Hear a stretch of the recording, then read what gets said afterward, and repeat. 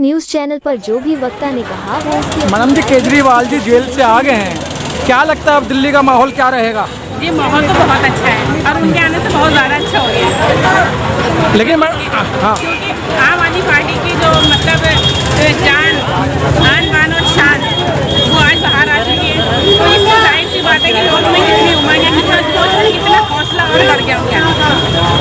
लेकिन जो दिल्ली की 7 सीटें हैं, 7 सीट में से कितनी जीत रहे हैं इस समय? लेकिन ये तो बता नहीं सकते, पर मुझे तो लगता है कि हम सारी की सारी सातों की सातों सीटें इंशाल्लाह जीतेंगे अलायंस वाले। लेकिन मैडम जो गठबंधन है, गठबंधन में देखा गया है कि जो कांग्रेसी कैंडिडेट है वो कांग्रेस के कार्यकर्ता हैं, और जहां आम आदमी के कैंडिडेट है वहाँ आम आदमी के कार्यकर्ता हैं, वहाँ कांग्रेस के दिखाई नहीं दे रहे हैं, कहीं आम आदमी के कार्यकर्ता दिखाई नहीं दे रहे हैं। ऐसा तो कुछ नहीं है, अभी कुछ लोग ना जो आम आदमी पार्टी के कैंडिडेट हैं उधर लगे हुए हैं, पर ये है कि जब इलेक्शन का टाइम जब पूरा होगा और अभी आने वाले अभी तो 12-15 दिन है, तो इस तरह से सारे लोग अपनी अपनी कॉन्स्टिट्यूंसी में और अपनी अपनी लोकसभा में काम करेंगे। लेकिन मैडम कुल कार्यकर्ता दिखाई नहीं दे रहे हैं। कार्यकर्ता तो सभी आम आदमी पार्टी और कांग्रेस के इस टाइम पर एक हुए हैं, जिससे कि पता चल रहा है कि अलायंस एक है, तो मतलब थोड़ा थोड़ा करके अभी जोश और होश में लोग आ रहे हैं, और अरविंद जी जब से आए तो ज़्यादा ही जोश और ज़्यादा बढ़ गया। क्या लगता है कि इस बार देश की तस्वीर बदलेगी? बिल्कुल बदलेगी, और हम लोग बदलने ही आए हैं। लेकिन मैडम को बचाना और देश को बचाना हमारा पहला मकसद होगा। लेकिन मोदी जी की तो गारंटी चल रही है अब की बार 400 पार। अरे मोदी जी मई में जो है ना, ये 25 मई को ना मोदी जी बाहर होने वाले हैं। 25 मई को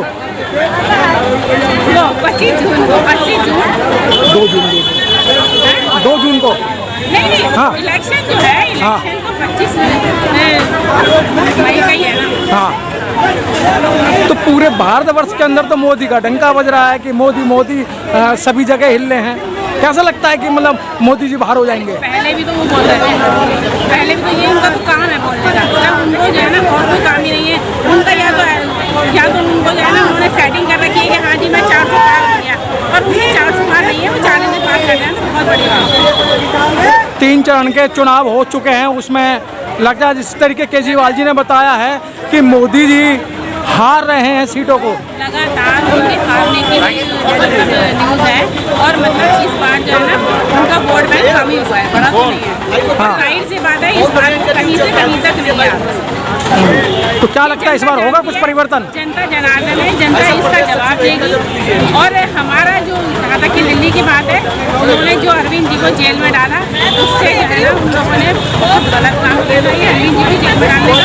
अभी जो है ना सारी की सारी सीटें और जो है ना हम लोग जीतने वाले हैं, और अब बीजेपी का बिल्कुल बाइकआउट होने वाला है। इस बार कोई बीजेपी नहीं आ रही है, सिर्फ केजरीवाल और 28 ही जीते। हमारे बीच में एक साथी और जुड़ चुके हैं। सर, क्या नाम है आपका? मेरा नाम श्रीवत्स पुरुषोत्तम। पुरुषोत्तम जी, क्या लगता है केजरीवाल जी जेल से आ गए हैं, कुछ दिल्ली का रुख बदलेगा? पूरे दिल्ली का ही नहीं, पूरे हिंदुस्तान का रुख बदलेगा। आज उन्होंने जेल से निकलने के बाद दिल्ली वालों के को ही अपील नहीं की, दिल्ली तो हम सातों के सातों सीट जीती रहे इंडिया गठबंधन, लेकिन आज उन्होंने जो आह्वान किया है 140 करोड़ जनताओं को आह्वान किया है, और आप देख रहे हो पहला phase, second phase, third phase, उसमें 1% से लेके 6% तक, और 1% अगर वोटिंग कम होती है तो लगभग यानी कि 65 लाख वोट कम पड़ता है।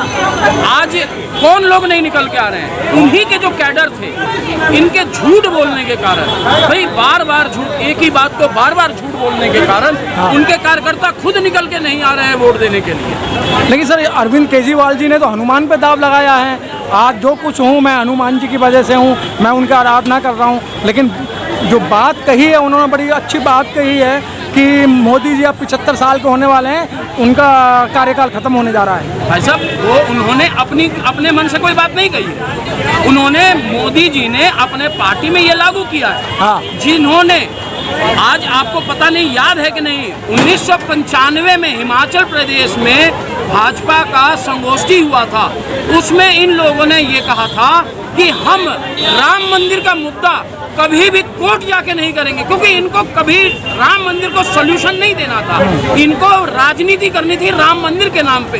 तो ये जो रथ चलाया इन्होंने, अडवाणी जी, मुरली मनोहर जोशी, जसवंत सिंह, बहुत ऐसे नाम हैं जो काफ़ी सीनियर।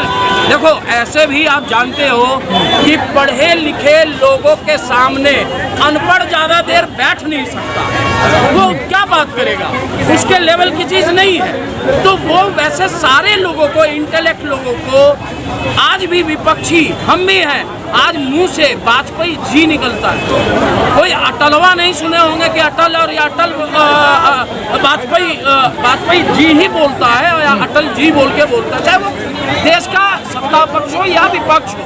तो व्यक्तित्व ऐसी होनी चाहिए कि आदमी आपके साथ वाला नहीं, आपके जो पीछे बुराई करने में भी उसको शब्द नहीं मिले कि मैं कहाँ। तो इन्होंने तो जितने भी इंटेलेक्ट लोग थे जिन्होंने पार्टी बनाई 2 से 270 की, उनको इन्होंने मार्गदर्शन मंडल में भेज दिया, चाहे वो जसवंत सिंह हो, LK अडवाणी हो, चाहे आप मुरली मनोहर जोशी हो। तो क्या लगता है दिल्ली के अंदर मोदी जी की गारंटी चलेगी? मोदी जी की गारंटी? अरे मोदी जी ने तो जो गारंटी शब्द ही है वही केजरीवाल से चुराया है। ये सबसे पहले पॉलिटिक्स में चाहे कुछ भी, ये अरविंद केजरीवाल जी की बात होती थी कि वो गारंटी देते थे। जो आदमी अपने ऑर्गेनाइजेशन से और अपने मुख से एक दूसरा इसका सब्स्टिट्यूट शब्द नहीं निकाल सकता, वो फोटोकॉपी एंड पेस्ट करने वाले लोग, वो क्या करेंगे देश? सर कुछ भी कर लो, आपकी बार 400 पार। आपका भी चैनल, मेरा नारा नहीं है सर, अंबानी नहीं, मेरा नारा आपका नहीं भी है चैनल कहीं अंबानी का तो नहीं हाल हो गया जी।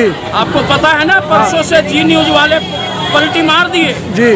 चौरसिया जी निकल गए, हाँ। ओझा जी चले गए जो उनके चीफ एडिटर थे। तो अब धीरे धीरे परसों का जो बयान इन्होंने दिया है मोदी जी ने कि अडानी और अदानी टेम्पो भर भर के, झोला भर भर के कहीं कैश राहुल गांधी को तो नहीं दे रहा है, ये आपको क्या लगता है? ये इनकी बौखलाहट है, जुमला है, जुमला बौखला बने। ये अब जैसे बिहार में नीतीश कुमार कभी 400 पार को 4000 पार बोलते हैं जी। तो उसी तरीके से अब इनके भी दिमाग जो है, और ऐसे भी इन्होंने इन्हीं का बोला हुआ है, वही 75 साल के बाद संगठन से रिटायर होना है। तो मोदी जी कोई अलग नहीं है। मोदी जी अलग कैसे हैं? वो सबसे बड़ी संगठन वाली पार्टी है। क्या लगता है कि इस बार कुछ बदलाव होने की संभावना है? अरे हाँ, लगता है। होनहार बिरवान के होते चिकने पात 3 फेज में आपको दिखा दिया। 2% से लेके 6% तक वोटिंग कम हुई है। सर हारने विपक्ष के लोगों ने वोट किया है। सर हारने के बाद फिर कहोगे ईवीएम में गड़बड़ है? अरे ईवीएम का तो मामला है। ईवीएम का देखो, आप मानो ना मानो, मोदी की गारंटी चल रही है ना सर।